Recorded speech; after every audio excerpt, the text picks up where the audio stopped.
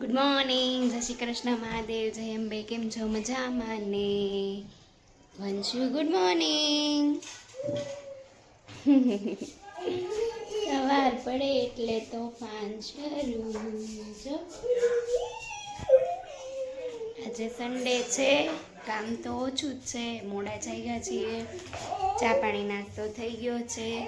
હવે વંશભાઈનું પાણી મૂક્યું છે, પાણી ગરમ થાય એટલે વંશભાઈને નવડાવી દઈએ, પછી અમે નાહી લઈએ.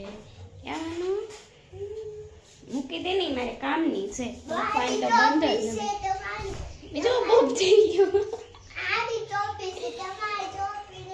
મારી છે દે, મારી છે આ દે તોફાની છોકરો. ચાલો તો હવે વંશભાઈ પાણી થયું એટલે નવડાવી દઈએ. હવે આજ મારે રવિવાર છે એટલે બપોર અત્યારે સાબુદાણાની ખીચડી બનાવું છું. બટેટા છે ત્યાં સાબુદાણા પલાળ્યા છે, સાબુદાણા ચડી જાય એટલે પલળી જાય, થોડાક પાણી નીતરી જાય ત્યાં સુધી આ બટેટા ચડી જાય.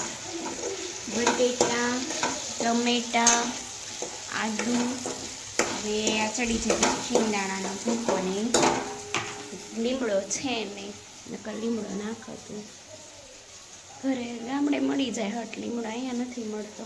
એટલે હવે બની જાય એટલે ફરાળ કરી લેશું.